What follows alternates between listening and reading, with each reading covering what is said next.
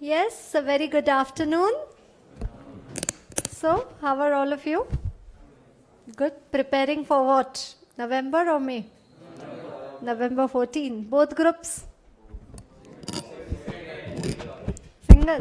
Only audit? Arre baap re. 300 marks audit kya?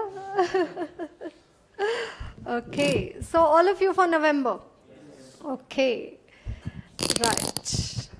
So, anything special that you already know about audit?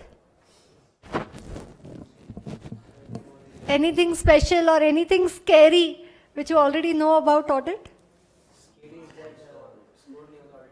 So what is that reason कि score नहीं होता है audit में? क्या किधर गाड़ी किधर अटक रही है?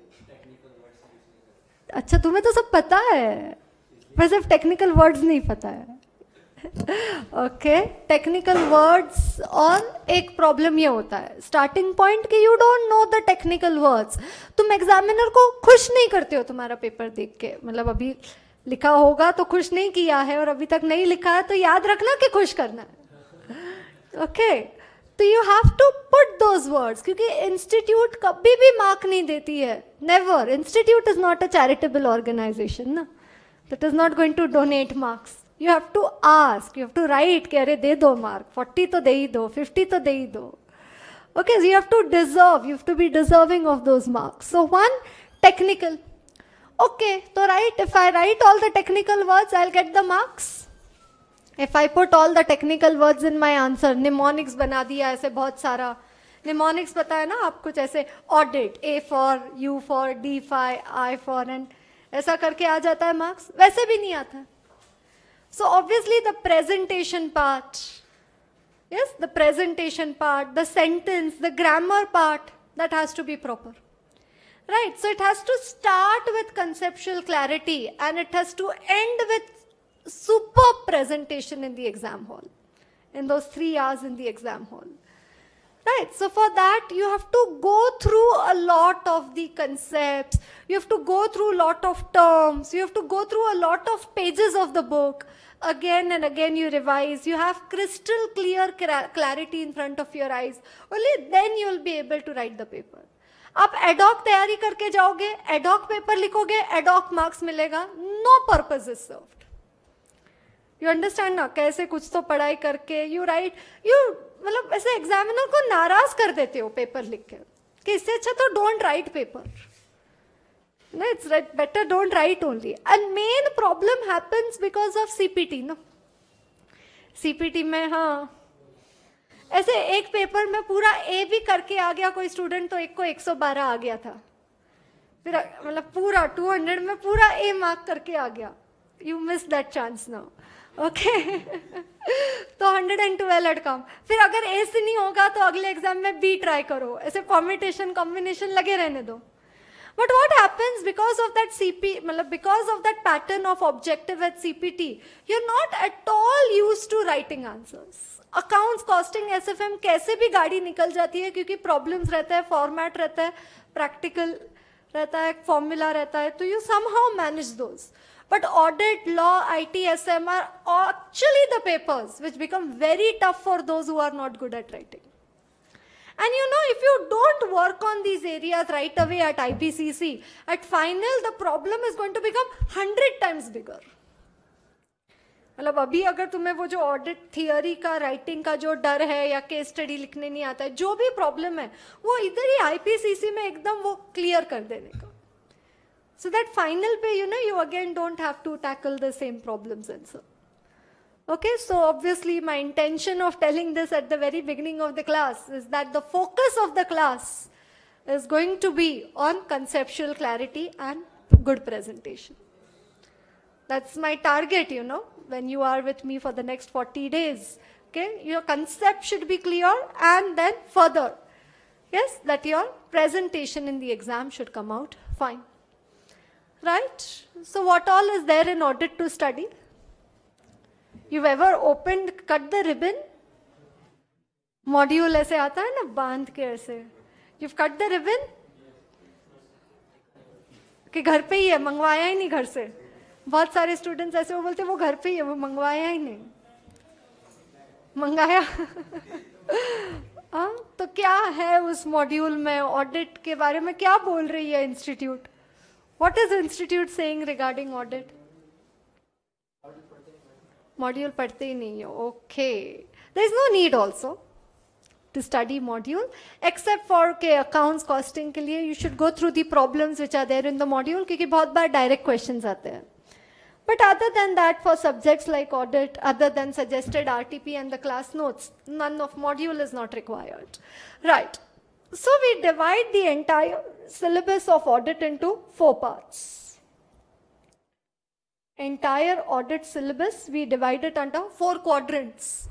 Yes, we divide it under 4 parts. Right. First part in that is all the basic concepts in auditing. All the basic terms related to audit. जैसे क्रिकेट के रिलेटेड भी टर्म रहता है ना, LBW, wicket, hat trick, maiden over, power play, and what third umpire, and so many terms, no, regarding cricket. So when you start watching cricket, when you start enjoying cricket, you learn so many terms regarding cricket. So now audit, you should obviously know a lot of terms regarding audit. Yes, so the basic concepts in auditing, lot of terms, lot of types of audit, lot of advantages, disadvantages, and terms like terminology related to audit. That's the part 1, basic concepts in auditing. Okay, then another part is vouching verification. Yes, vouching verification. I'll just elaborate on this one. Right. You are the statutory auditor. Who is the statutory auditor? Who is statutory auditor? What is statute? Yes, law. So a person appointed as an auditor under any particular law is a statutory auditor. So generally in case of Companies Act 2013, 1956 also requires that the accounts of the company should be audited. Yes, and they should be audited by a chartered accountant. So statutory auditor, a person appointed to do the audit under law.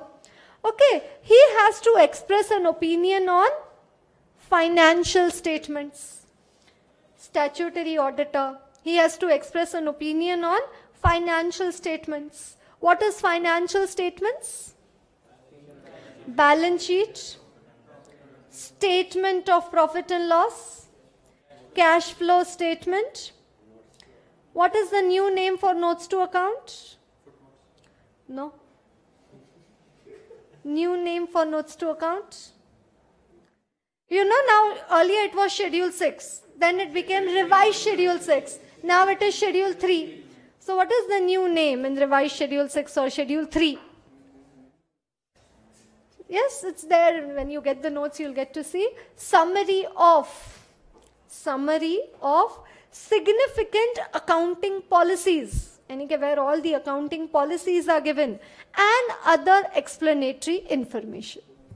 Summary of significant accounting policies and other explanatory information. That's the new name of notes to account.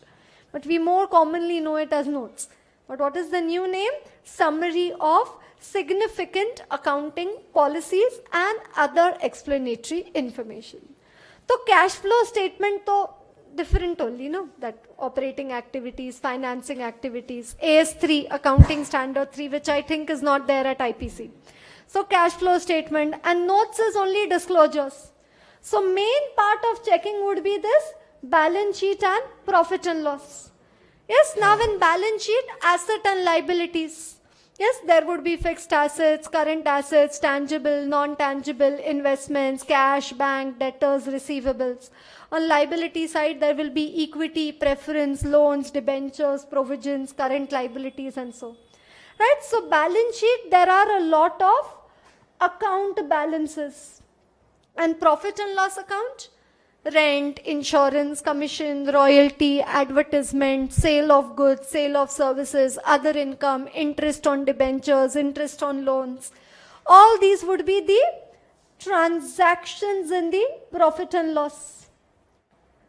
So now you are the statutory auditor. you have to express an opinion on financial statements. Financial statements comprise of balance sheet, profit and loss, cash flow and notes.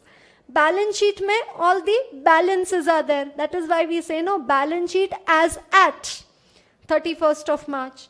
And P&L, all the transactions for the year ended. That is, you're giving all the transactions for a particular period. Now, as an auditor, if I have to express an opinion on the financial statements, I will have to check all these balances and transactions. And land and building, plant and machinery, furniture, fixture, investments, एक balance और एक transaction check करना पड़ेगा. फिर ये सारा checking करके balance sheet P&L का चेकिंग हो जाएगा. फिर वो चेकिंग होने के बाद we will be able to express an opinion on financial statements. So, you know, when we are checking a balance sheet item, that is called as verification. When we are checking a balance sheet item, that is called as verification. And when we are checking a profit and loss account item, that is called as vouching. So, that is what is in the second part, vouching oblique verification. Vouching is for P&L and verification is for balance sheet. We vouch a transaction, we verify a balance. We vouch a transaction, we verify a balance.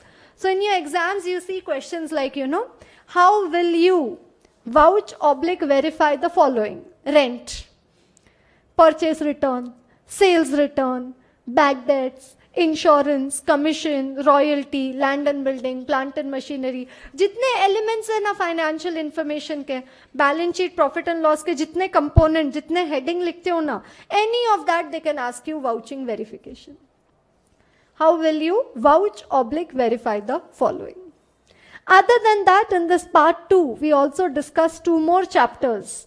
Yes, that is government audit and special audit.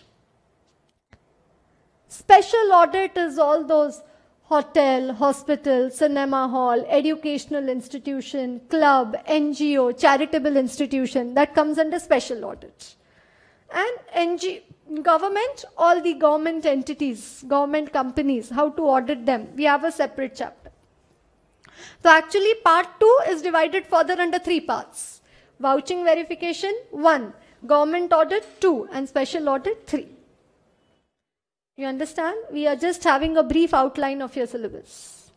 Okay, so 1, the basic concepts in auditing. 2nd, vouching verification. 3rd one, yes, company audit. Yes, there are a few sections in the Companies Act. Like for your November 14 exams, it's the 1956 Act which is applicable, not the 2013 Act. Okay, so there are a few sections in the Companies Act, yes, which are related to audit. There's a Companies Act mein they have given how to appoint the auditor, what are the qualifications for auditor, who can remove the auditor of the company, what are the rights and duties of the company auditor, what are the reporting responsibilities of the auditor. तो Companies Act के जितने भी sections हैं, उसमें से those sections which are related to audit, we are going to discuss over here. जितना भी sections है Companies Act में, out of that, whichever is related to audit, we are going to discuss over here. That is part 3, that is company audit. Yes, and the last one, part 4, wherein we will be discussing the standards on auditing. That is SA. Yes, SA, that is standards on auditing. What are these standards? Have you heard this term? Standards on auditing. SA.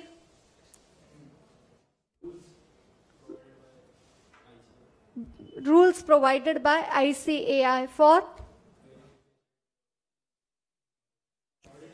audit. So who has to follow these standards on auditing? The auditor while conducting the audit.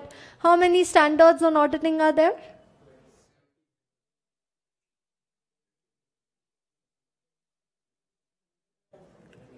There are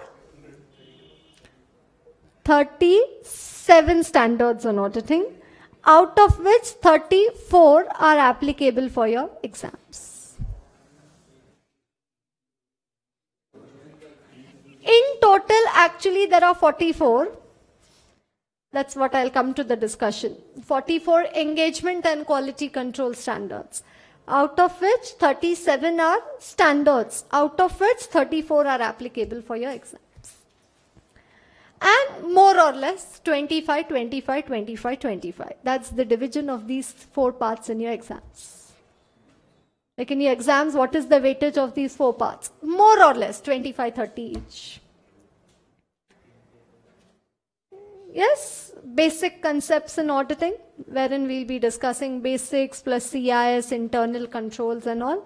Then part 2, which is again divided under vouching verification, government audit, special audit. The most scoring part, part 2, vouching verification. But only thing, you need to develop a knack. You need to have a lot of practice regarding how these vouching verification answers are to be written.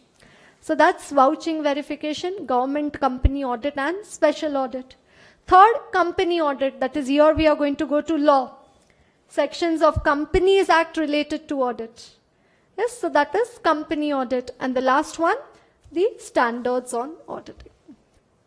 Generally at IPC, students take a risk. I'm telling straight away. Students take a risk where they put standards into option or they do it on, ऐसे ऊपर से करते हैं. Okay, and those who leave it in option or जो ऊपर से करते हैं, they simply bear a cost of 6 months. They don't do it for the first attempt. Then after the first attempt, they'll come and tell, okay, no, last time I'd left standards in option, but this time I've decided I will not do that. ये decide करने को तुम्हें 6 महीने लगे. You understand your decision? It has cost, the cost of your decision has been 6 months. It's very, very risky in a CA course to leave anything in option. Anyways, the course is only risky. So why are you increasing the risk further by, and rather it's a draining of energy to decide what is to be put in option, what is not to be studied, what I should do, first I'll study. No. There is enough time. There is enough time for you to complete all this entire syllabus. And till the time you don't study, no, it keeps on looking difficult. Once you study and you understand, you start enjoying the subject. You don't study only, you don't open the book only, and without that only you say, 34 है यार, कैसे करेंगे? नहीं, ये तो option में ही छोड़ना पड़ेगा. Before only, you've not even seen, you've not even understood anything, but you start making your own stories out of it. So don't do that. Okay, so that's the 4 parts. Yes, basics, vouching verification, company audit, and the essays, that is standards on auditing. Okay, right. Initially, when the institute started issuing these standards, okay, they were called as SAP, that is Standards on Auditing Practices. 80s, okay, when institute issued standards, they were called as SAP, that is Standards on Auditing Practices. Then after that, they were renamed to be called as AAS, that is Auditing and Assurance Standards. I'm just telling you the evolution of these standards. So initially when they were introduced, they were called as SAP, Standards on Auditing Practice. Then after that, Auditing and Assurance Standard. Right? Then after that, they were renamed as Engagement and Quality Control Standards. EQCS. Engagement and Quality Control. Yes, Engagement and Quality Control. Now, as a chartered accountant, yes, engagement and quality control. As a chartered accountant, you can perform 4 types of engagement. 1, you can do an audit. Yes, as a chartered accountant, you can perform 4 types of engagement. 1, you can do an audit. Second, you can do a review. Yes, third, you can give an assurance, and 4th, you can do some related services. Right? What is the main title? Engagement and Quality Control Standards. Now I'm telling you there are 4 types of engagement: audit, review, assurance, related services. When you are appointed to do an audit, you need to follow the SAs. When you are appointed to do a review, you need to follow the SRE, Standard on Review Engagement. When you are appointed for an assurance, SAE, Standard on Assurance Engagement. And when you're appointed for related services, SRS, Standard on Related Services. And whatever be the type of engagement which you are performing, whether you're doing an audit, review, assurance, or related services, you have to maintain quality in the services provided. That is SQC, Standard on Quality Control. So look at the main heading, engagement and quality control. तो quality control का SQC और engagement के 4, audit, review, assurance, related services. Out of which there are 37 standards on auditing, 2 standards on review engagement, 2 on assurance, 2 on related services, and 1 SQC. So actually these are the 44 engagement and quality control standards issued, out of which 37 are standards, out of which 34 standards are applicable for your exams. So anyways, SRE, SAE, SRS, SQC is not under our discussion right now, but you should be knowing about the same. Yes, you understand. So it's, do you call it standards on auditing? Standards on auditing is just one type of the EQCS. Engagement and quality control standards. Engagements could be of 4 types: audit, review, assurance, related services. And whatever be the type of service, quality to has to be maintained. Quality in service has to be maintained by the CA firm. So that is SQC, one standard over there.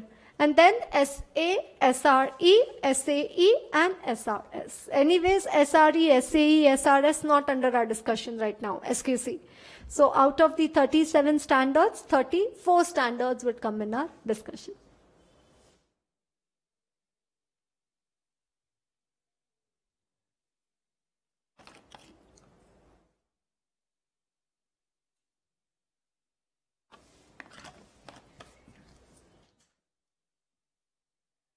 Right. So, you remember the 4 parts now of your syllabus? 1, the basics. Then, vouching verification. 3rd, Companies Act, sections related to audit. And 1, the 34 standards on auditing. Okay. Now, what we'll be doing? We'll start with the basics, and along with the basics, whatever are the related standards on auditing, we'll do it with the basics only. Because what happens when you start doing the 34 standards all together, it looks very voluminous. And then you're not even able to link the same. So what we do, along with the basics only, we cover around 13, 15 standards. And then remaining standards, we do it at the end. Okay, so now starting with the basics. In the basics, we've already rather started with the first one, financial statements. Yes, what is financial statements? Balance sheet, profit and loss, cash flow, and notes. Notes ka new name, summary of significant accounting policies and other explanatory information. Yes, that is notes. Cash flow statement, the entity will prepare whenever it is applicable to them, whenever AS3, whenever cash flow statement is required under law. Yes, and notes, that is related to balance sheet and profit and loss. Yes, this audit discussion, we have it in the context, keeping in mind mainly the statutory auditor of the company. Who is the statutory auditor? The auditor who's been appointed under law. What is the responsibility given to the auditor under law? That you have to express an opinion on financial statements. What is financial statements? Balance sheet, profit and loss, cash flow, notes. But first thing on earth, why does management prepare financial statements? अगर वो बनाते ही नहीं तो auditor के पास audit के लिए आते ही नहीं, तो कुछ तो कारण होगा. There might be some reason why management is preparing financial statements. To know the profitability of the company, great. Financial position, तो okay. Position will be reflected by balance sheet and profitability will be reflected by statement of profit and loss. Okay. Decision making. okay, owners and management are different. So to bridge the gap between the two, like you have invested your money in the company, but the actual decision making at the company is being taken by the management. So to bridge the gap between the two, so to ensure the safety of your money, okay, you can, or the financial statements are prepared to know the profitability, financial position, decision making purpose, okay. See, you are appointed as an auditor to express an opinion on financial statements. But first thing, we are trying to understand why is management preparing financial statements? Why are they preparing? Yes, why is management preparing financial statements? Borrowings. Okay, the moment you go to any bank, okay, the client goes to the bank for a loan. Bank, first thing it will ask for is what? Get your financial statements. Why financial statements? To come to know the credit worthiness of the borrower. They'll come to know their profitability, asset liability, existing loans taken and so. Okay. Why? What else? Why is management preparing financial statements? Who prepares financial statements? Management, client. My question to you, why? To pay taxes, because taxes would also be, the tax liability would be based on profits, and profits will be reflected from financial statements. Okay. MIS for data analysis purpose. Okay. Invest. Okay, so any person who wants to invest in the company, he will make his investment decision based on the financial statements. Okay.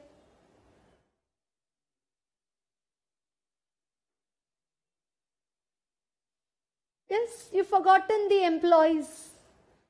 The employees say they want to demand a bonus, or they say we want an increment. On what basis are they going to demand a bonus or an increment? On the basis of financial statements. They're going to tell management, इतना profit हो रहा है company का, हमें तो कोई share ही नहीं मिल रहा है. We want a bonus, we want increment. Okay, so it's also going to help the management, to the employees. Okay, so rather I am discussing with you the first 8-mark question, nature and purpose of financial statements. Like at IPC, they ask lot of 8-mark questions. Yes, so nature and purpose of financial statements, which I can divide it under 2 parts. People inside the organization and people outside the organization. Inside the organization, 3. Owners, management and employees. Financial statements are beneficial to the owners, the shareholders. As you said, there is a gap between the management and the shareholders of the company. So to ensure the safety of their money, to ensure the return on investment, ROI, which you study in FM. Yes, return on investment. They can analyze it on the basis of financial statements. Managements for decision-making purpose. Okay, next year, what line of activity, sales price to be increased, purchase production to be increased or what. So it is beneficial to management. Then employees, I told you on the basis of financial statements, they can demand for bonus or increment. So these are inside the organization. Then other than that, it is also beneficial to the lenders. That is, as you said, the borrowers, to assess the credit worthiness. Then it is also beneficial to the customers. Can anyone tell me, how would financial statements be beneficial to the customers of the company? Credit customers, not suppliers. Suppliers will come next. To know the sales, okay. More, give me more concrete answer.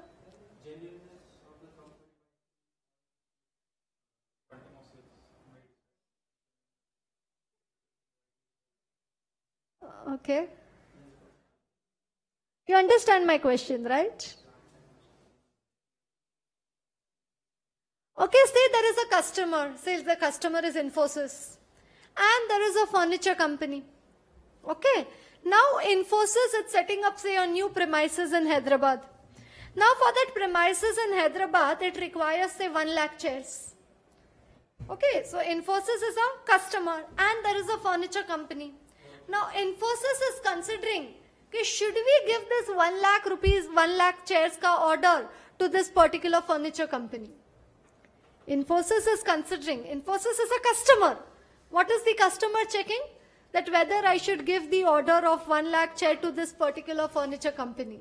So now it will have a look at its financial statements regarding how much is work in progress, how much is closing stock, how much is debts, how much is bad debts. Do they have the manpower, time and resources to handle such a huge assignment? You understand? So that is how it will be beneficial to the customers. That is, they will decide, whether we should deal with this company or whether we should not, on the basis of their financial statements. Then it will also be beneficial to the suppliers. Suppliers' creditworthiness, whether to give the goods on credit, just like the lenders. Then it will also be beneficial to the government. Government for two things. One for taxes and second for grants and subsidies. Yes, one for taxes and second for grants and subsidies. And in addition to this, it will also, owners, shareholders we've already done, owners, right? It will also be beneficial to the research analyst and prospective investors. Research analyst and prospective investor. That means, say you are an investor. Say you have 10,000 idle funds with you. So now you are a prospective investor. You go to your broker, that is the research analyst, and you ask him, okay, these are 10,000 rupees with me, I want to invest. Where should I invest? So now he is going to give you advice on the basis of the financial statements of the company. Yes, on the basis of financial performance, growth, stability, profitability of the company. So, research analyst and prospective investors. Research analyst, what is he going to do? He is going to analyze the performance of the company on the financial statements. And on that basis, he is going to help the prospective investor making his investment decisions. So, these are the nature and purpose of financial statements. Yes, owners, management, employees, lenders, customers, suppliers, government, and research analysts, prospective investors. Yes, research analysts, that's investors and prospective investors. Nature and purpose of financial statements. Right? You see an 8-mark question in your exams. Now, again, when you study on your own, what you will see? Okay, these are the headings. Owners, management, employees, lenders, customers, suppliers, government, research analysts, prospective investors. No. Headings don't give any marks. Right? And more so dangerous if you form some mnemonics and keep. Say you make OME, owners, management, employees. Now you, in the exams, you remember OME, but you forget O for what and E for what. And then you make creativity, you show over there. So that annoys the examiner further. You understand? It's very risky. When you make some mnemonics and you write over there the headings and you think, and then the students will say, देखो ना इतना तो सब heading बराबर है, एक ही mark दिया, एक ही देंगे, उससे ज़्यादा मिलेगा ही नहीं. Your expectation is only wrong. You're not going to get beyond one. So when I see these headings, first point I have to understand. Second point, I need to know the headings. Now third point, against each heading, do I have a point to write? That is what I call this as you need to spend time with each question. Okay, एक बार ही करो अच्छी से, मतलब जब first time करते हो, ऐसा घाई नहीं है कि 10-5 मिनट में हो जाना चाहिए. First time only when I study, I'll read it from the books, I'll understand, I'll remember, then I'll again see, okay, if it comes in the exams, I'll write. Owners, it is beneficial to the owners to know the return on investment as there is a gap between management, the true owners and the runners of the company. Okay, then for management, for decision-making purposes, they can take future investment decisions. Yes, the production sales, production plans of the future of the company can be determined based on the financial statements. Yes, employees, yes, legitimate share in the earnings of the organization, bonus increment. Then lenders, to assess the credit worthiness of the borrower. Yes, how they have been in the payment of the past loans which have been taken by them. Then customers, yes, the credit standing. Yes, whether they will be able to fulfill such long, big orders. Yes, suppliers to assess the credit worthiness again. Yes, recoverability of their dues, whether the company will pay the money on due date. Then government to levy taxes on profits. Yes, and also to grant levies and subsidies based on their performance. Right? Then research analysts, prospective investors for analyzing the future profitability and growth prospects of the company and accordingly to make a decision whether to invest in the company or not. This is every time you need to say when you do this answer. When you study on your own also, no? You read what is there in the books. You make the headings, you understand, and then put it aside and say the entire answer on your own. Sometimes if need be, you also write down 2-page answer. And then you go ahead. Half-hearted effort will not do the work. You understand? So, nature and purpose of financial statements. So, Radha, I have covered 2 small questions over here. One, what do you mean by financial statements? And second, what is the nature and purpose of financial statements? Okay. With that, we come to the definition of auditing. Yes, with that, we come to the definition of auditing.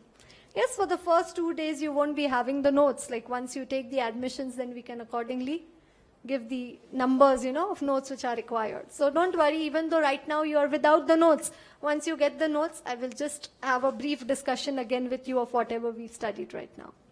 Right. With that, we come to the definition of auditing. Before we go to the definition of audit, let's understand ये audit word आया कहाँ से? है ना? From where did this word audit come?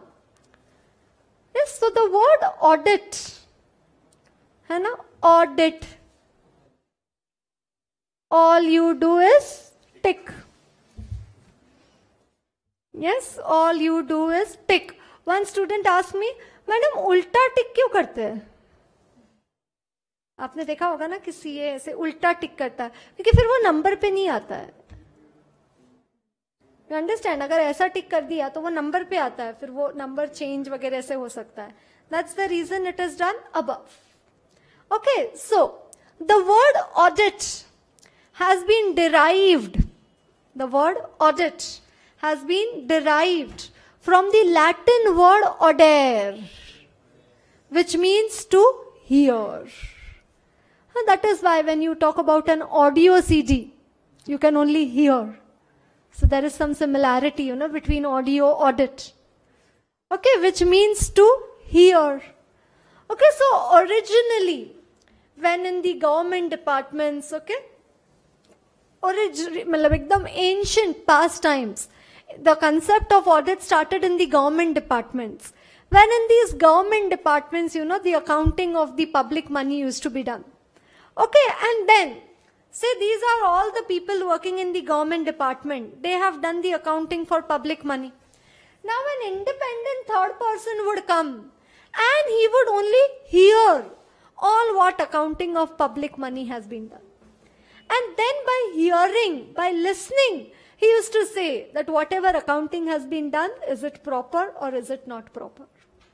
This is how audit started. कि government public money का accounting होता था, फिर एक independent third person आके he used to listen and used to, by listening only, he used to say कि whether accounting is proper or not proper. तो अभी भी fundamental यानी कि basics तो वही है. बट ऑब्वियसली आज भी सुन के तो होगा नहीं. आप इन्फोसिस में जाके बोल नहीं सकते हो कि हाँ सुनाओ पूरे साल में क्या अकाउंटिंग किया. Obviously that's not possible. But then the concept is still the same कि somebody has done the accounting, some independent third person will come, he will check the accounting and he will express an opinion. You understand? The concept is still the same कि maker checker should be different. Those who have prepared the financial statements and those who are going to check, audit the financial statement should be different.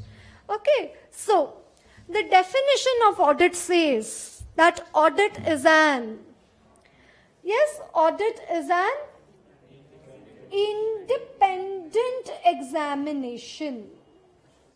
So what type of an examination? independent examination. Rather, the auditor at the end of the audit, he issues an audit report. You know what is the title of that audit report? At the end of the audit, auditor is supposed to issue an audit report. What is the title of that audit report? Independent auditor's report. Earlier it was only auditor's report. Now they've revised it to making the title of the audit report only independent auditor's report. So that means independence is a must. So what is audit?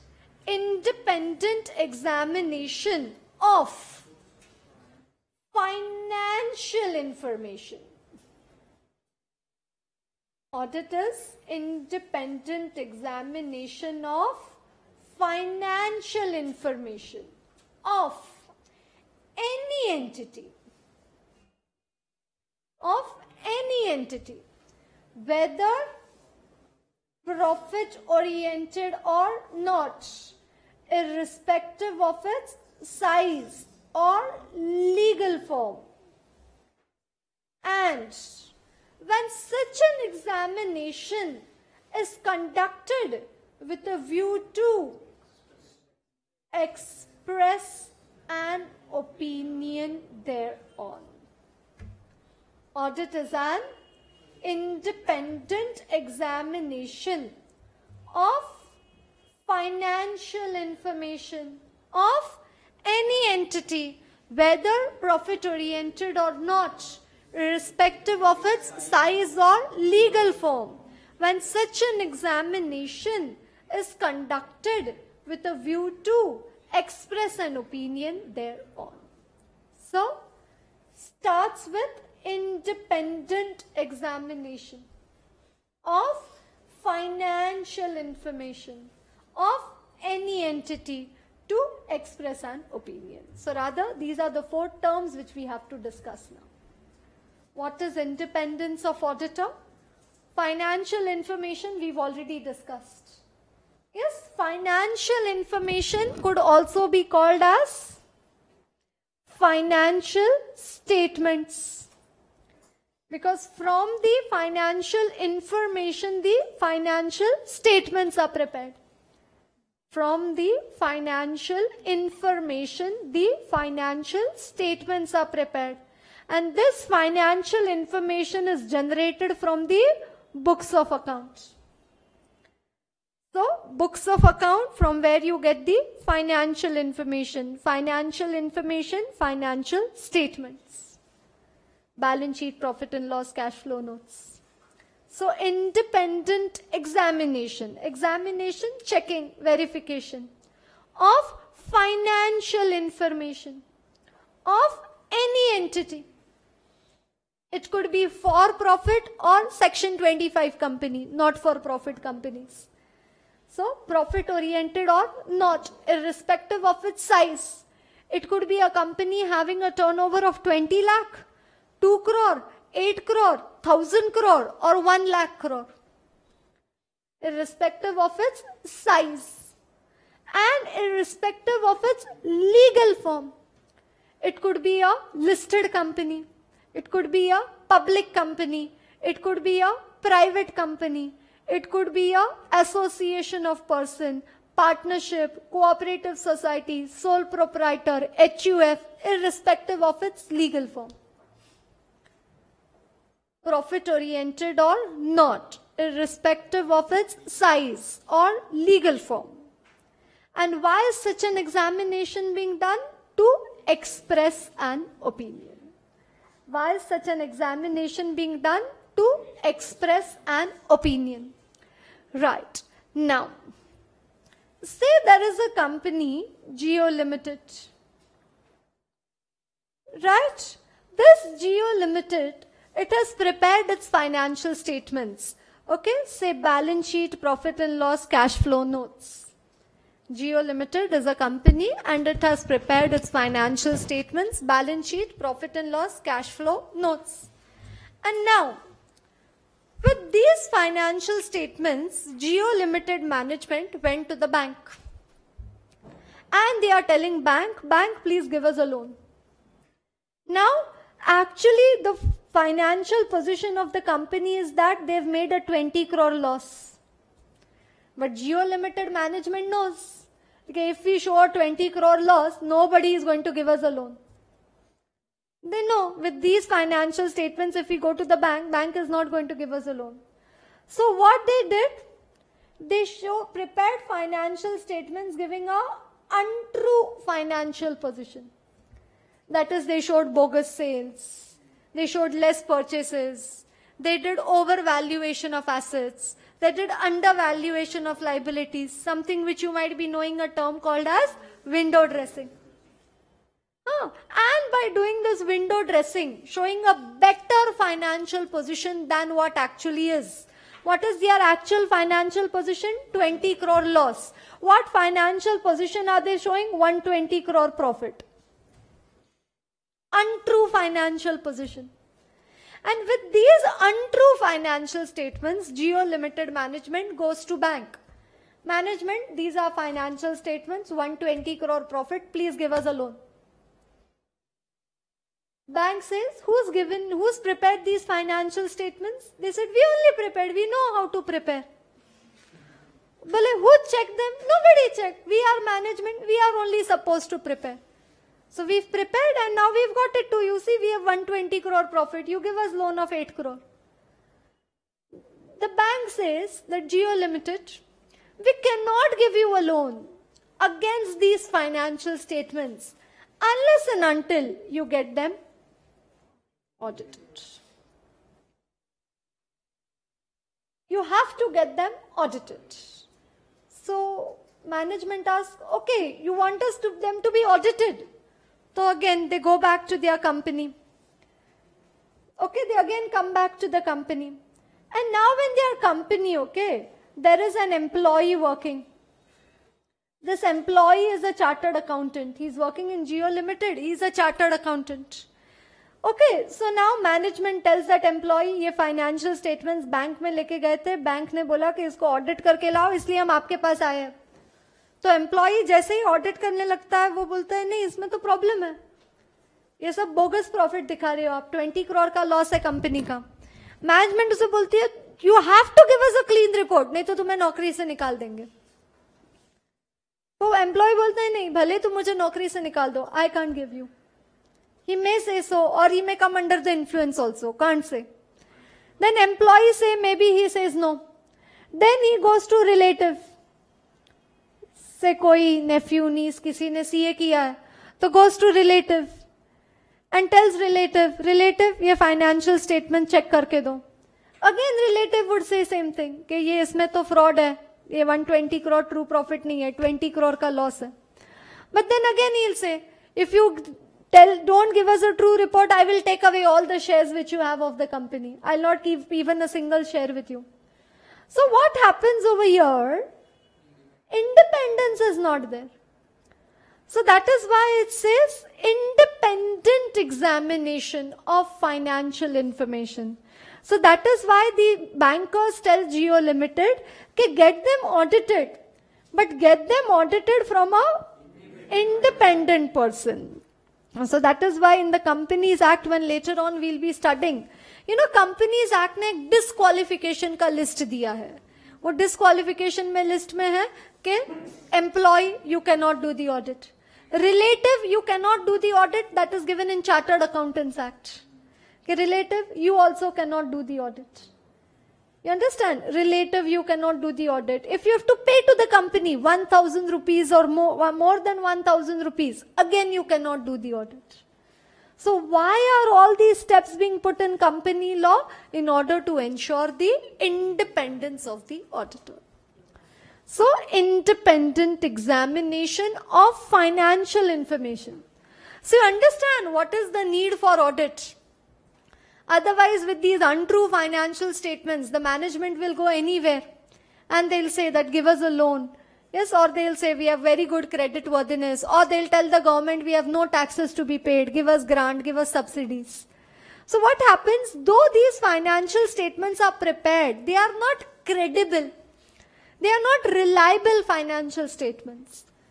Yes, they are not reliable financial statements. Just imagine if you are given your exam papers to be checked.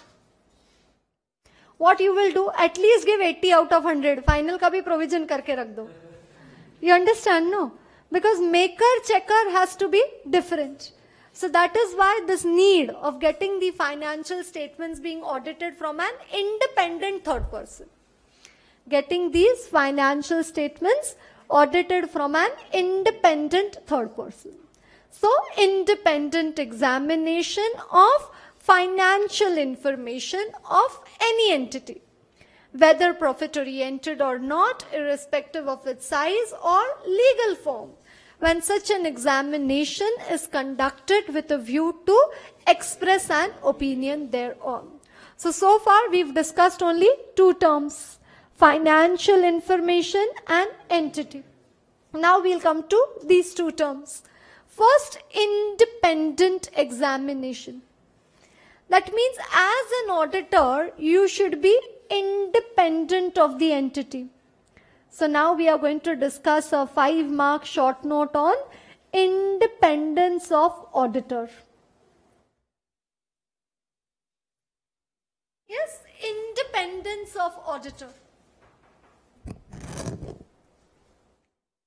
Yes, we celebrate 15th August, saying what?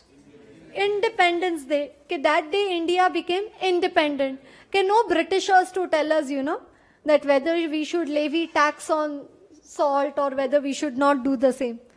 Yes, what should be the rules and constitution of our country? We could decide on our own. No Britishers to tell us.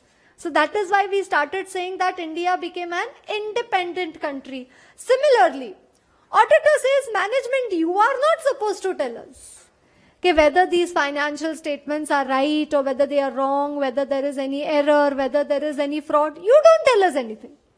Let us independently check it and independently form an opinion. Yes, so the definition of independence says, independence implies, it means that judgment of a person is not subordinate.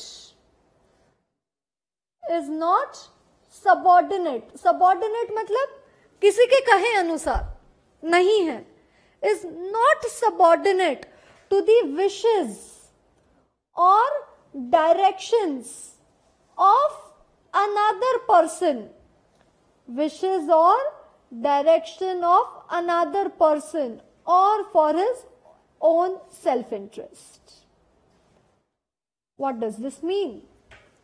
Independence implies that judgment of a person is not subordinate to the wishes or directions of another person. So that management is telling auditor, if we show a loss of 20 crore, nobody is going to give us loan. So you please, it is our wish, it is our order, it is our direction that you don't show the loss and you show a profit of 120 crore. If you subordinate, then you are not independent. So you should not subordinate your decision making to the wishes or directions of another person who might have engaged you or for your own self-interest. What happens, you think? They are telling me not to show the loss. They are telling me to show the profit. And now if I don't listen to them, next year my audit will go. Khali fukat mera 20 lakh ka nuksan ho jayega. Self-interest. You understand? You start thinking, okay, if I don't agree to what they are saying, then the audit will go. So let me give true and fair. Let me say if no fraud, no error, 120 crore profit. Then where are you independent?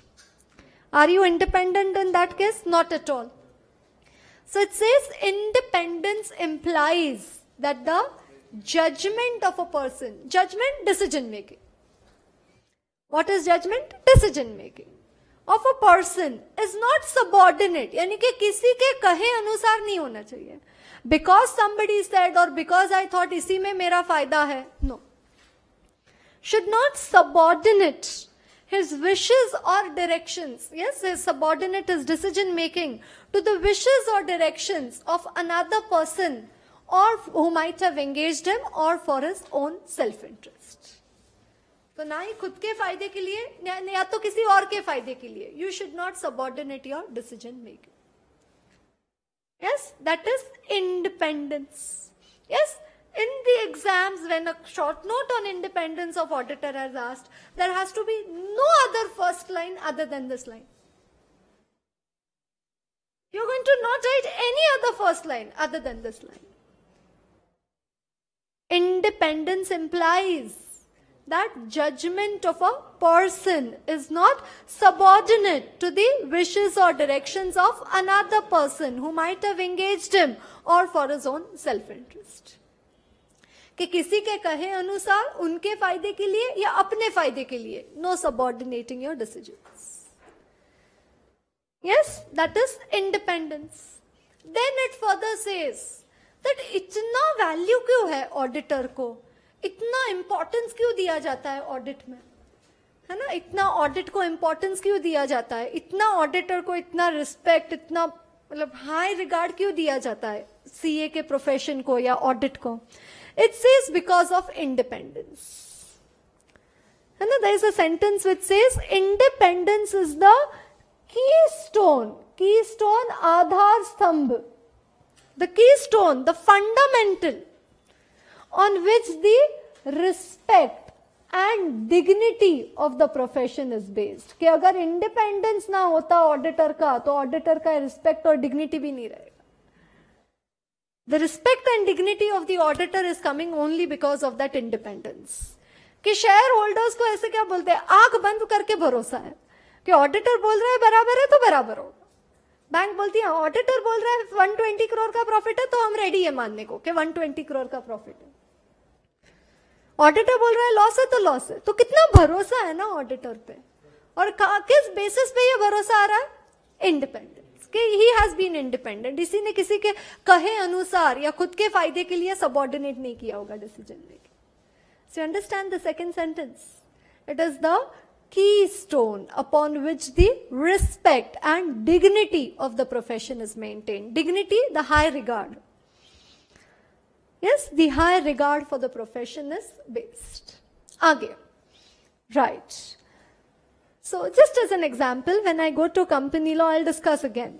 Yes, a person, okay, or his partner and his relative, you know, these people should not be associated with Geo Limited. We've taken Geo Limited as an example. So, you know, if he is an employee, we said no, employee तुम audit नहीं करना. Relative है तो audit नहीं करना. Partner है तो audit नहीं करना. We said no, these person they should be independent. Companies Act बोलती है इन लोगों के पास अगर एक भी equity share रहा तो cannot do the audit. Single equity share with voting rights, disqualified from being appointed as an auditor. Yes, be very attentive. You have to keep on marking my words, whatever I am saying in the class. Single equity share and you are disqualified from being appointed as an auditor of the company. So that means if they are not disqualified, that means auditor is independence. Now answer my question carefully. If none of the disqualifications of Companies Act are attracted, there is a list of disqualifications in company law, like employee, indebtedness, security. Okay, answer my question carefully. If none of the disqualifications of Companies Act is attracted, that means auditor is independent. You have to answer my questions. If none of the disqualifications of the Companies Act is attracted, that means auditor is independent.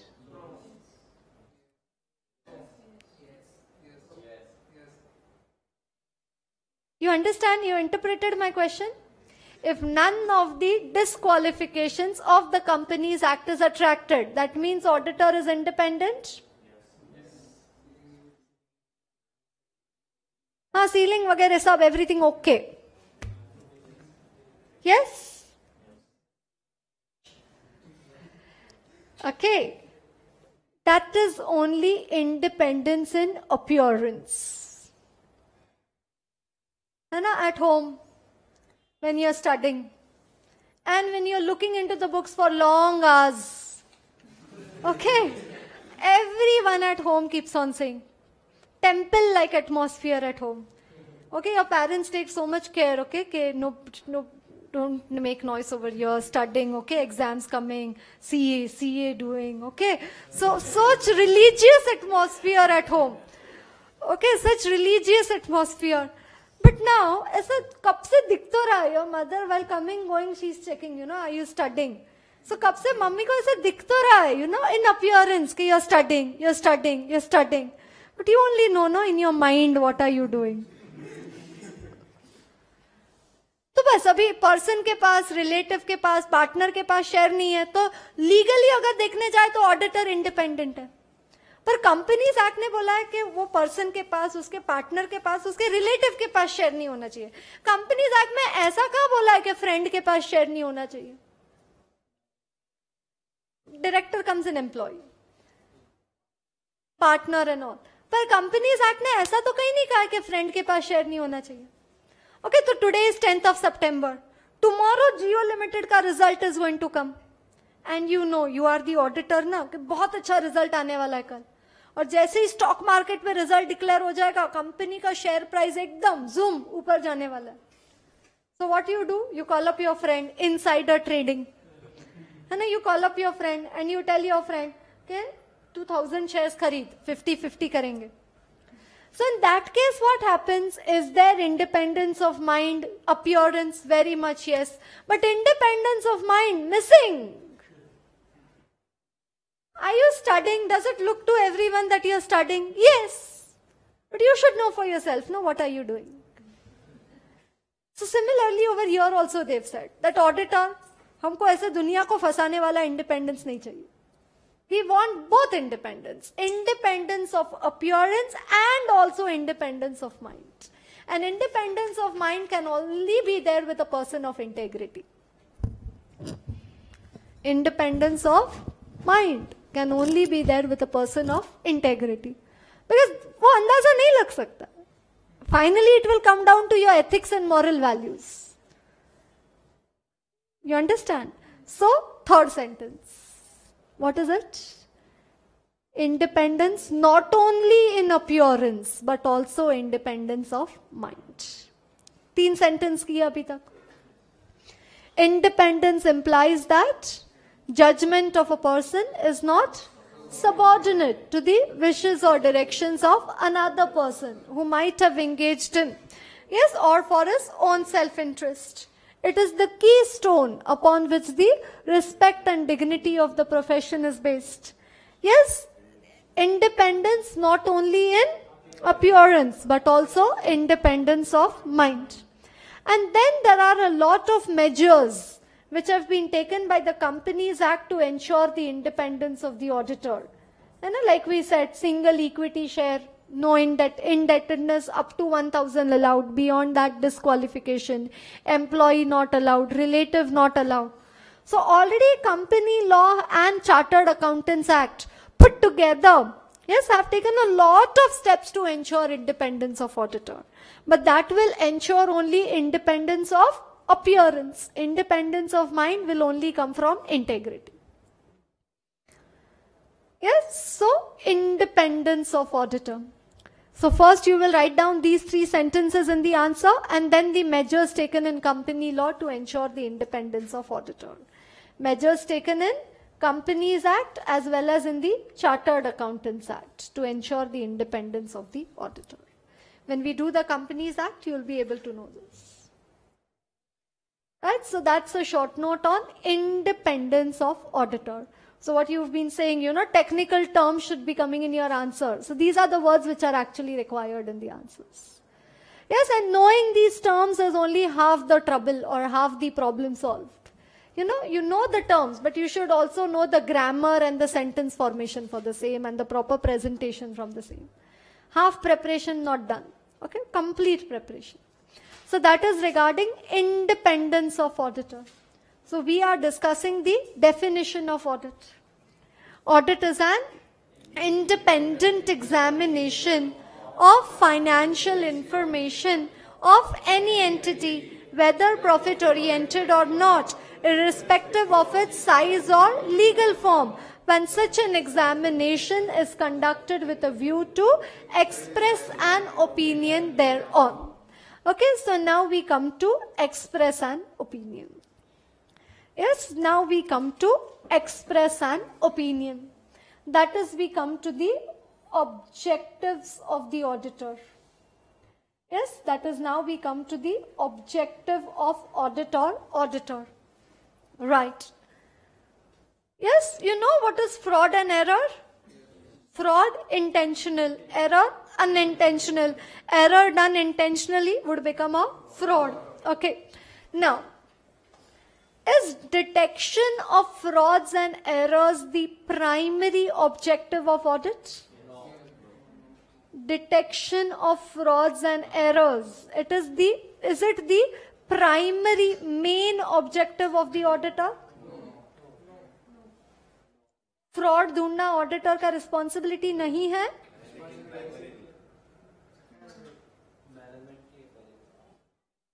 फिर उसके बाद auditor की. Detection of frauds and errors, is it the objective of audit? Is it the main objective कि हम audit क्यों करते हैं? Fraud error ढूंढने के लिए.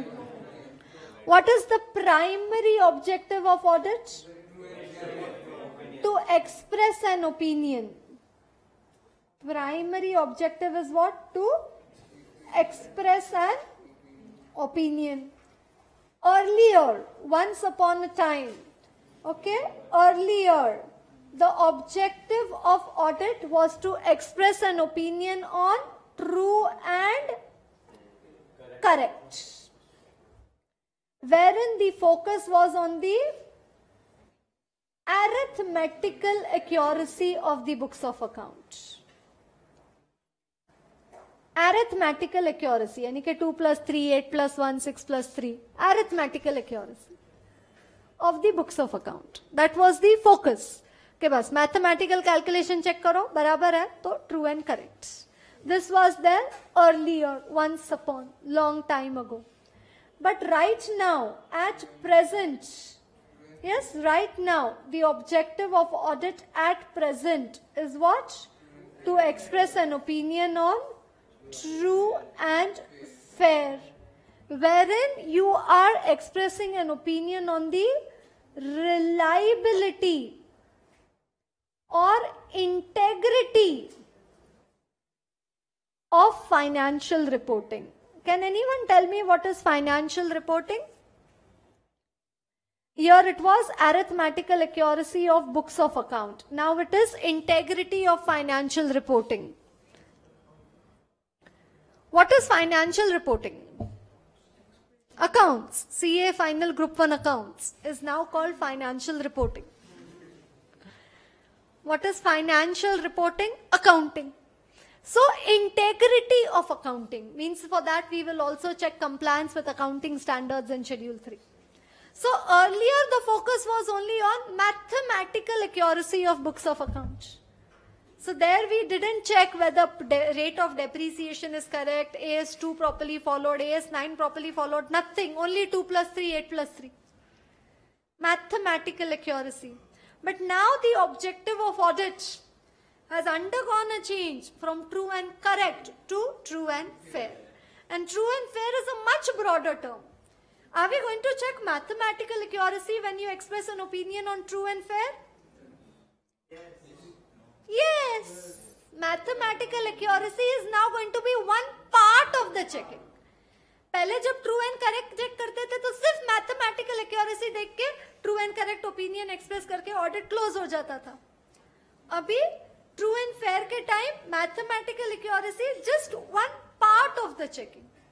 Then in addition to that, we check accounting policies, consistent application of accounting policies, Schedule 3 followed, disclosures properly given, accounting standards complied, and based on this, then we say true and fair.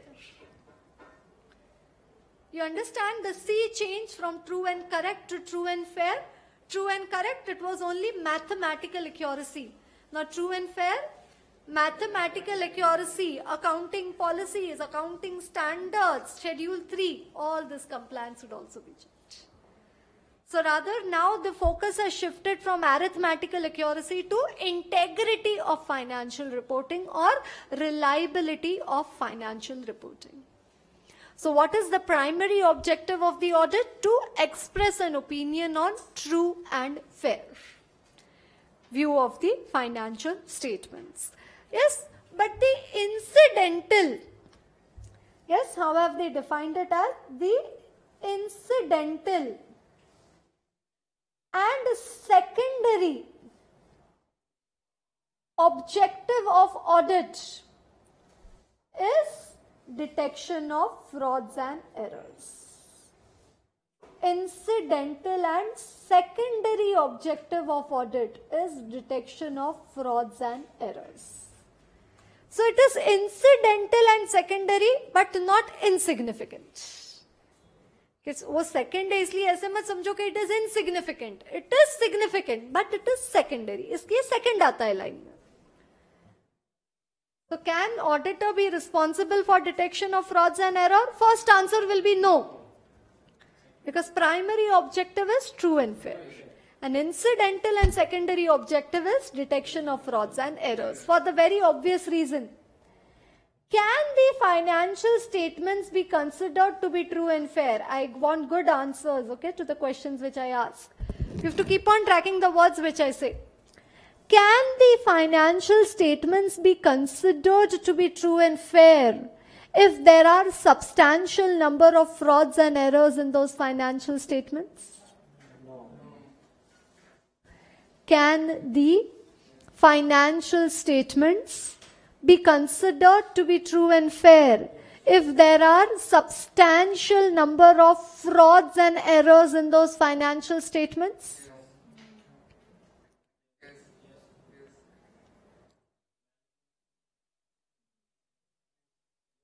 I repeat one last time. Can the financial statements be considered to be true and fair if there are substantial number of errors and frauds in those financial statements? No. How can they be true and fair if there are so many frauds and errors? So obviously, not directly said, but indirectly said. कि अगर आपको true and fair opinion देना है तो substantial frauds and errors ढूंढना ही पड़ेगा, उसके बिना वो ट्रू एंड फेयर नहीं हो सकता. तो मैनेजमेंट कभी भी नहीं बताएगा. ये मैनेजमेंट आपको ऐसे balance sheet, profit and loss, cash flow notes दे देगा ऑडिट करने के लिए. उसके पीछे ऐसे एक लिस्ट थोड़ी देगा कि ये देखो ये फ्रॉड एरर हुआ है कंपनी में during. It's a game of hide and seek, लिपा चिप्पी का खेल है. Management is going to say auditor तुम टाइम वेस्ट कर रहे हो ऑडिट करके, जल्दी से true and fair view opinion देके चले जाओ. There is no error, there is no fraud. Auditor says you wait, we have 37 standards to be followed. हमें हमारा ऑडिट स्टैंडर्ड्स के हिसाब से करने दो. Let us conclude for our own independent opinion whether there is fraud and error or not. You are not going to rely on what management says. Independence फिर कहाँ गया if you're going to rely on what management is saying? Even though if management says there is a fraud, or even though if they say there is no fraud, you don't listen to what they are saying. You form your independent opinion. And there is no need for you to listen to management because you have direct access to books of account.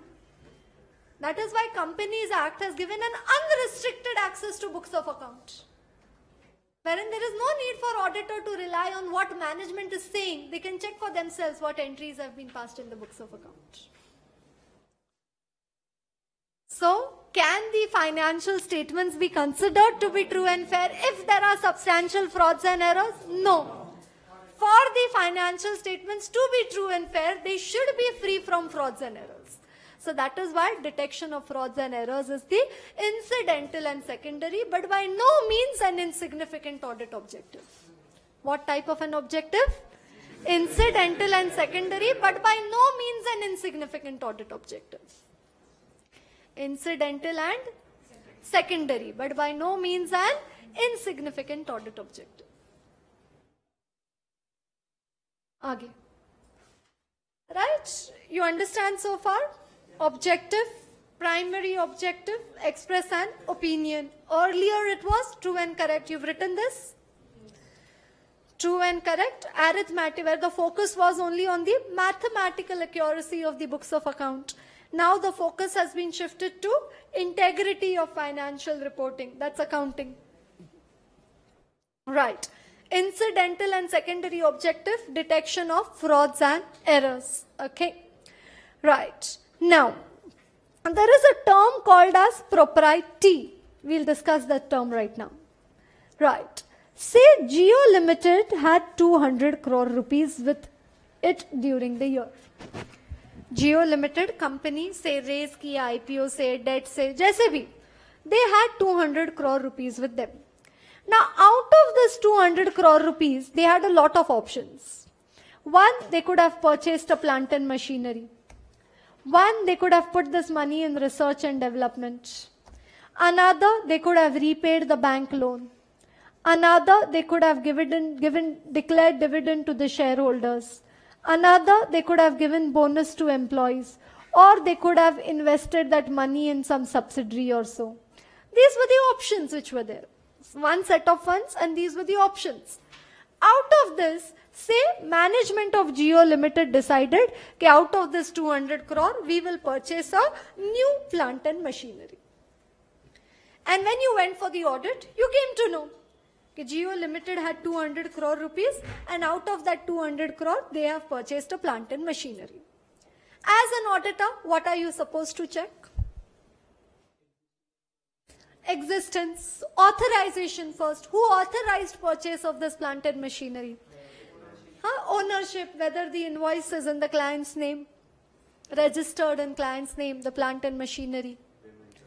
Payment terms, then the installation charges have been added to the cost of asset. Depreciation has been charged from date put to use, rate of depreciation, proper disclosures. Yes, all this is what you will check. Yes, plant and machinery. And then if it is properly disclosed, then you will again give an opinion saying true and fair. It's not affecting your audit opinion. But on the other hand, can you write in your report, okay, management has taken a very bad decision by deciding to purchase a plant and machinery?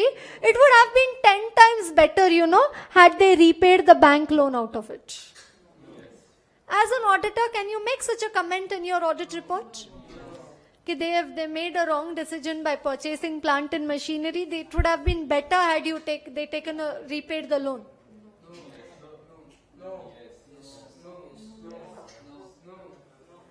No. The auditor is not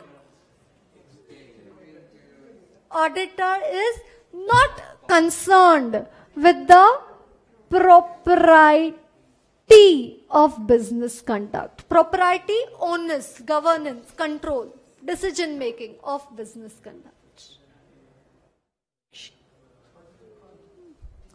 He is not concerned with the propriety of business conduct. Please remember, you are auditing the financial statements. You are not auditing the decisions of the management. Okay, you cannot say कि ये तुम्हारे decision के कारण अभी इतना loss होगा तुम्हारा, तुमने ये डिसीजन लेना चाहिए था. मैनेजमेंट का डिसीजन प्रूडेंट है. प्रूडेंट यानी कि समझदार है. Whether the decision of the management is prudent or imprudent, whether it is profitable or whether it is not a profitable decision, no concern of the auditor. Auditor का story बस यहीं पे खत्म. True and fair. Whatever decision has been taken, accounting बराबर है क्या? True and fair view है क्या? That's it. Yes, he is not concerned with the propriety of business conduct.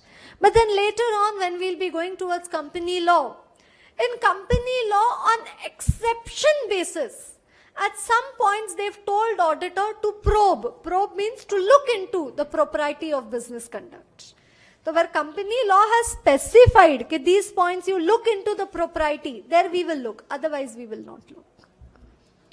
So by default, you auditor is not required to look into the propriety of business conduct. Is he required to look into the propriety? No. Auditor is not concerned with the propriety of business conduct. He is not concerned with the profitability or the unprofitability with the prudence or the imprudence of the decisions taken by the management. We are not auditing the decisions of the management, we are auditing the financial statements prepared by the management.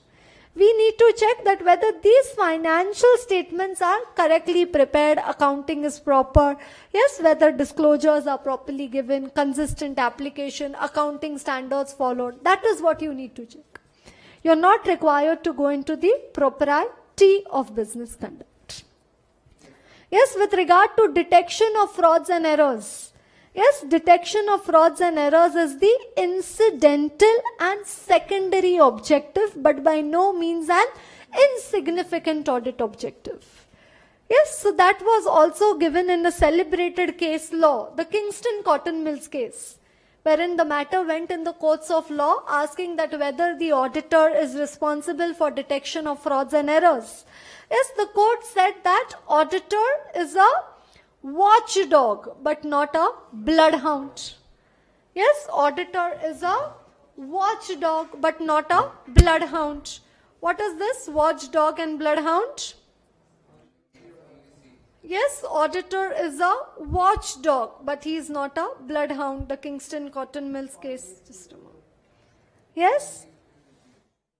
Only express an opinion. Watchdog, he is cautious. Yes, this is the... Yes, auditor is a watchdog, but not a bloodhound. So if fraud is so properly planned, it doesn't come to the attention of the auditor during the course of audit, prima facie the auditor will not be responsible, because detection of frauds and errors is the incidental and secondary objective of the audit. So what was the verdict of the case? That auditor is a watchdog, but not a bloodhound. Yes, so this is a bloodhound. Yes, is the auditor a bloodhound? No, he is a... दोनों वही है, सिर्फ अलग प्रकार है. Yes, that's just what the verdict, the words which they used in the verdict. Okay, what does a bloodhound do? Whosoever comes, he is suspicious. Okay, he is suspicious. Like as an auditor, if you are suspicious, what will you do? Each entry which you will check, you will say there is a fraud, there is a fraud, there is a fraud. But as an auditor, yes, what you will do? You will do the checking. If you find anything sketchy or anything wrong over there, dicey, then in that case you will think of a fraud over there. Without reason you will not suspect. Okay, so that was the verdict of the Kingston Cotton Mills case, which says that auditor is a watchdog, but he is not a bloodhound. Means as an auditor, you are supposed to be cautious, but not suspicious. Because the moment you become suspicious, you start with an investigation.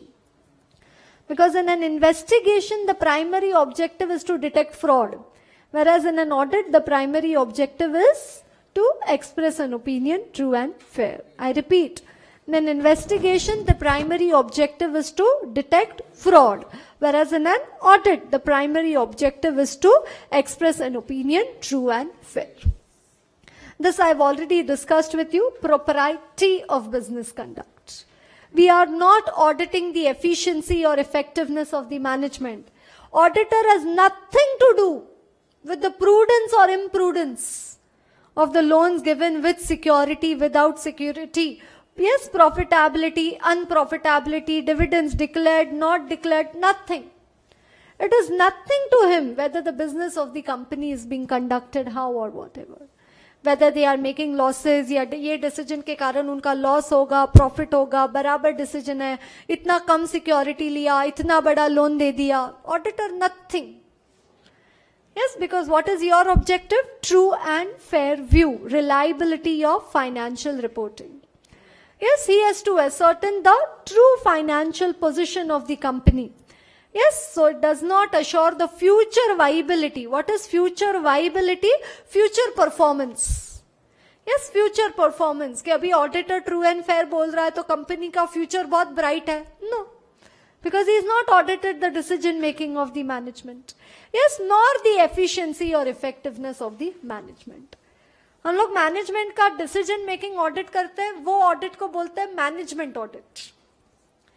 जब management audit में हम पक्का बोल सकते हैं कि हाँ तुमने प्लांट एंड मशीनरी खरीदने का डिसीजन गलत लिया, तुमने लोन रीपे करना चाहिए था, ये आप मैनेजमेंट ऑडिट में बोल सकते हो. There you are looking into the propriety, but here you are not concerned with the propriety of business conduct. So again, these come as 5 mark, 4 mark question in your exams.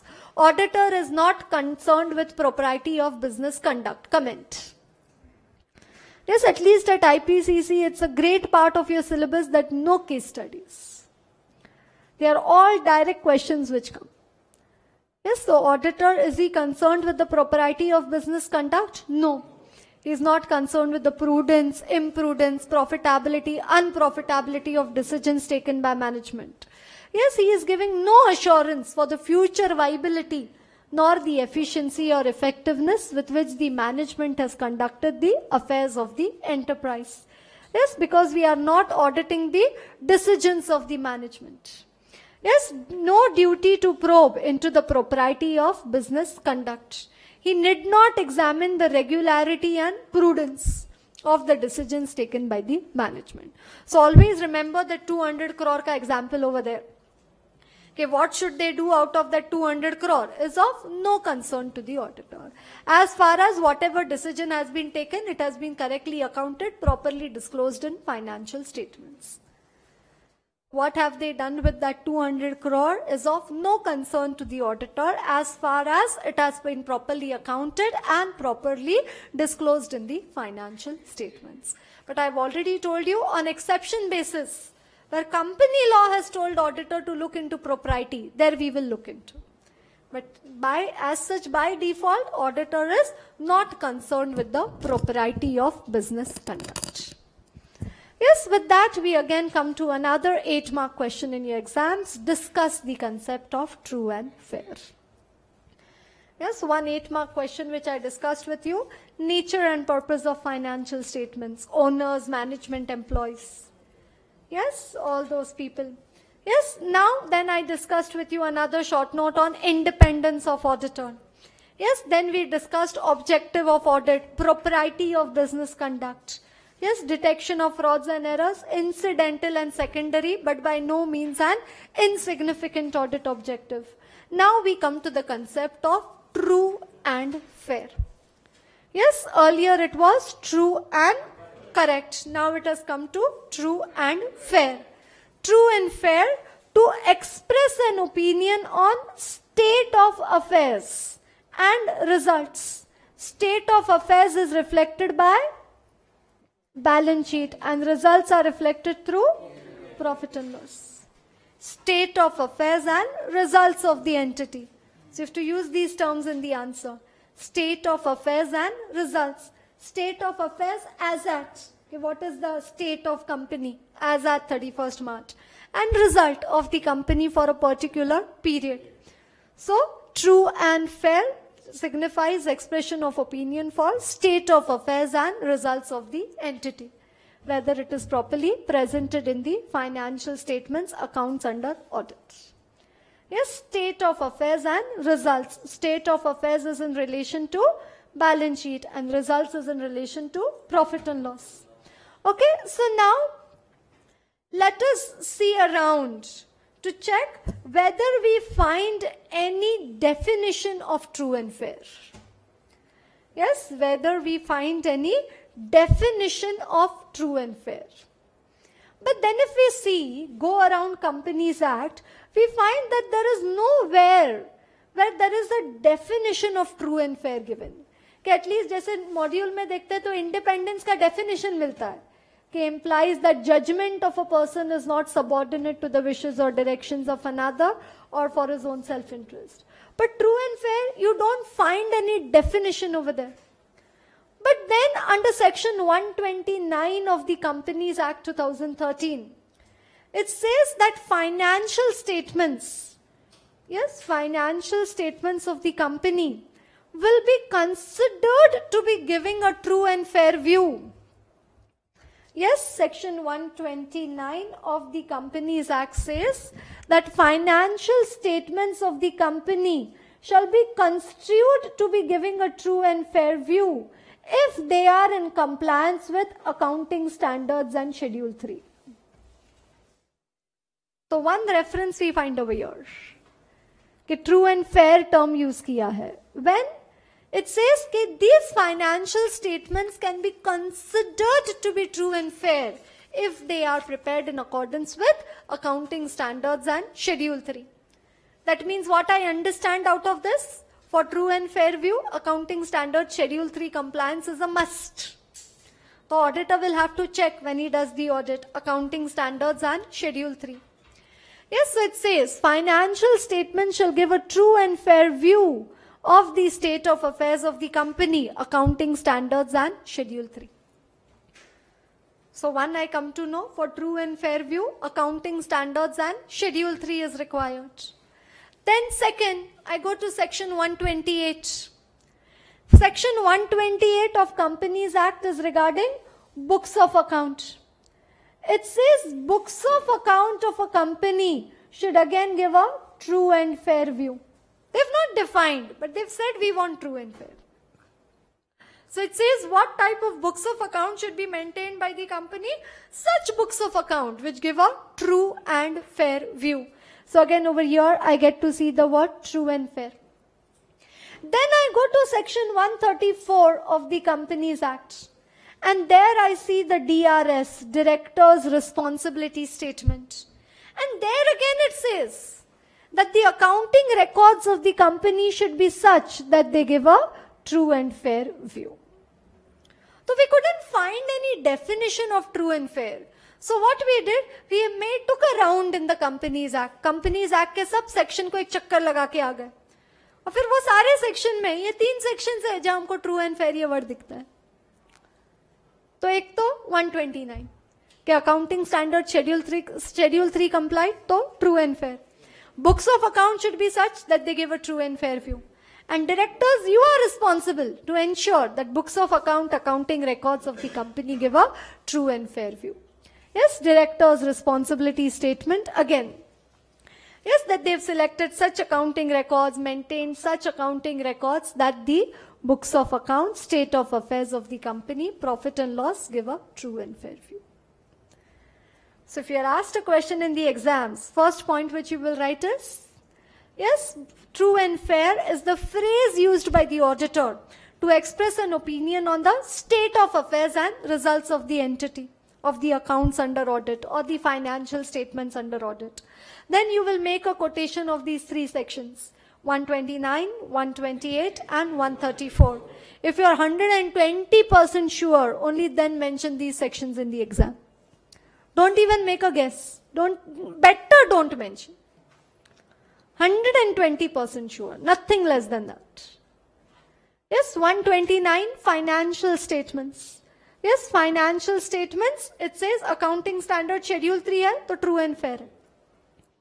So actually negative तरीके से define किया है ना वहाँ पे. तो हमें indirectly पता चल गया कि true and fair के लिए accounting standard schedule 3 जरूरी है. Right? Then 128, books of account should give a true and fair view, and directors are also responsible to ensure that financial statements give a true and fair view. Okay. But still, auditor to continues to have questions. He says, okay, I understand all these things. Okay, you're saying okay, they should be true and fair, state of affairs, results of entity, accounting standard, schedule 3. But then he says, still I have some questions. कि अभी ये financial statements मेरे हाथ में लाके दे दिया, तो exactly what should I check so that I can express an opinion true and fair? So then in the short note, yes, in the note there are further 8 points. Yes, first 3 points are for assets. कि अगर आपको इस financial statements पे true and fair view ये opinion express करना है, अगर ये फाइनेंशियल स्टेटमेंट्स पे आपको ट्रू एंड फेयर व्यू ये ओपिनियन एक्सप्रेस करना है, तो you need to check for these 8 points. Point number 1, assets are neither under valued or over valued. Undervalued, that means what? They actually have a cash of 30 lakh and they've shown cash of only 5 lakh. Will it show true and fair? No. Overvalued. Okay, their goodwill, if you go to sell it in the market, nothing more than 10,000. And how much goodwill they've shown? 20 lakh. So, overvalued. Then, Yes, assets are neither undervalued or overvalued. No material asset is omitted to be recorded. कि 2-4 building दिखाया ही नहीं, 1-2 plant and machinery भूल गए, 2-4 bank balance दिखाया ही नहीं. So no material asset is omitted. Next, any charge created on the company's asset should be separately disclosed. तो क्या लगेगा कि there is no charge against this asset. Again, it will not give a true and fair view. So for assets, these are the 3 points. Assets are neither undervalued or overvalued. Yes, assets are not omitted. Any charge created on the company's assets is separately disclosed. Next 2 points are for liabilities. Yes, again same. Liabilities are neither undervalued or overvalued. No material liability is omitted. Certainly there won't be a point of charge over here. Right, so first 5 points you get. Yes, assets and liabilities. Yes, assets, liabilities are neither undervalued or overvalued. Yes, assets, liabilities not being omitted. Any charge created on the company's asset, if any, is adequately disclosed. Next 3 points. Yes, one we take it from section 129, accounting standard schedule 3 followed. क्योंकि वो 129 में बोला था ना, true and fair view if they comply with accounting standards and schedule 3. So we take that point over here. Okay, accounting standards, schedule 3 have been followed. Next, accounting policies have been consistently applied.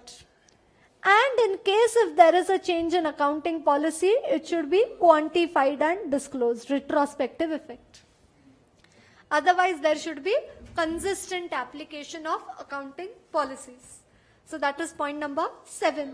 Accounting policies have been consistently applied. And then you study all those, no?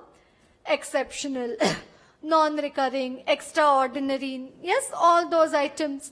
Yes, exceptional, unusual, non-recurring, extraordinary items. Again, these should be separately disclosed. Should not happen that loss on fire has gone to miscellaneous expenses account. It won't reflect a true and fair view.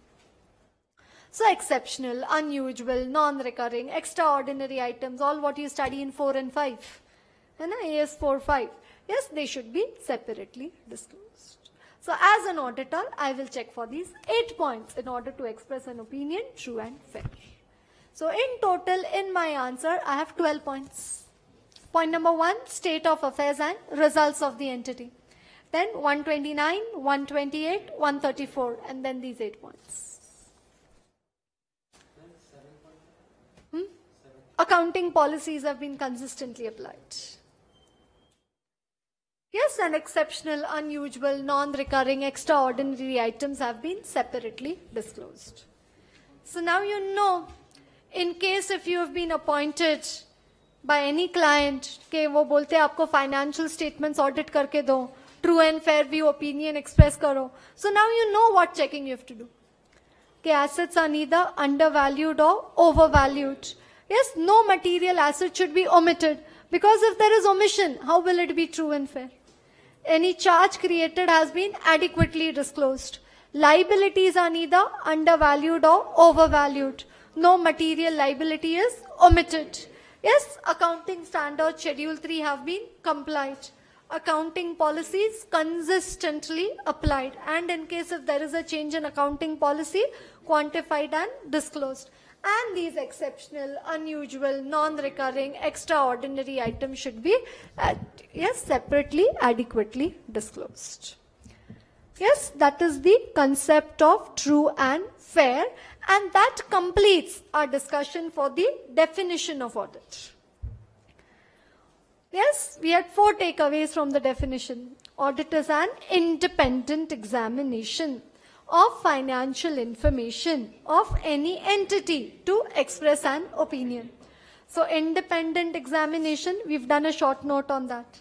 Then financial information, we've seen what do you mean and what are the nature and purpose of financial statements. Then entity, we've already understood over there, irrespective profit oriented or not, irrespective of size or legal form. And expression of opinion, we've had a huge discussion. 4 parts of our discussion mainly. First, we understood the objective. Okay, primary objective, earlier it was true and correct, now it is true and fair, where the focus is on integrity of financial reporting. Detection of frauds and errors is the incidental and secondary, but by no means an insignificant audit objective. Yes, we also studied the verdict of the Kingston Cotton Mills case, which says that auditor is supposed to be cautious but not suspicious. Then we said that auditor is not concerned with the propriety of business conduct. Okay, he is not required to look into the prudence, imprudence, profitability, unprofitability of the decisions taken by the management. And then we studied this concept of true and fair, wherein we said that true and fair is the phrase used by the auditor. Understand that objective of audit is to express an opinion. And to express the opinion, the phrase used is true and fair. Students क्या बोलते हैं कि objective of audit true and fair? No. Objective of audit is to express an opinion. And to express the opinion, the phrase used is true and fair. You understand? Phrase used is true and fair. Yes, state of affairs and results of the entity. State of affairs, balance sheet. Results, profit and loss. Yes, state of affairs and results of the entity. 129. Financial statements will be considered to be giving a true and fair view if they are in compliance with accounting standards and Schedule 3. Yes, Section 128, books of account should be giving a true and fair view. Yes, directors are responsible, Section 134. Yes, to ensure that financial statements, state of affairs results give a true and fair view. And then these 8 points. Yes, in which the auditor is required to check in order to form an opinion, express an opinion on true and fair. Yes, assets are neither undervalued or overvalued in accordance with the applicable accounting principles. No material asset is omitted. Any charge created on the company's asset is adequately disclosed. Liabilities are neither undervalued or overvalued in accordance with the applicable accounting principles. No material liability is omitted. Accounting standards Schedule 3 have been complied in the preparation and presentation of financial statements. Accounting policies have been consistently applied. And exceptional, unusual, non-recurring, extraordinary items have been separately disclosed. Tell me the short note on independence of auditor.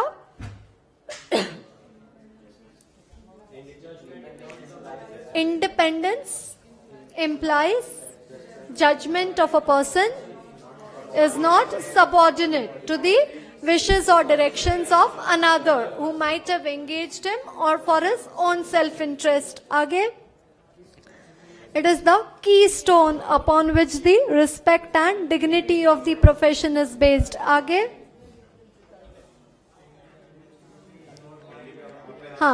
Yes, it stipulates that independence not only in appearance but also independence of mind. And then there are a lot of measures taken by the Companies Act and the Chartered Accountants Act to ensure the independence of the auditor. Yes, tell me the nature and purpose of financial statements. Internal, external. Aage. Owners, management, employees. Aage. Lenders, customers, suppliers, government, research analysts, prospective investors. Yes, that is the nature and purpose of financial statements. What is the definition of audit? Independent examination of financial information of any entity, whether profit-oriented or not, irrespective of its size or legal form, when such an examination is conducted with a view to express an opinion thereon. Yes, what all short notes we've done so far? Questions? Nature and purpose of financial statements. Definition of audit. Independence of auditor. Objective of audit. Detection of frauds and errors. Propriety of business conduct. Kingston Cotton Mills case. And the concept of true and fair. Yes, we'll continue tomorrow at 2:15.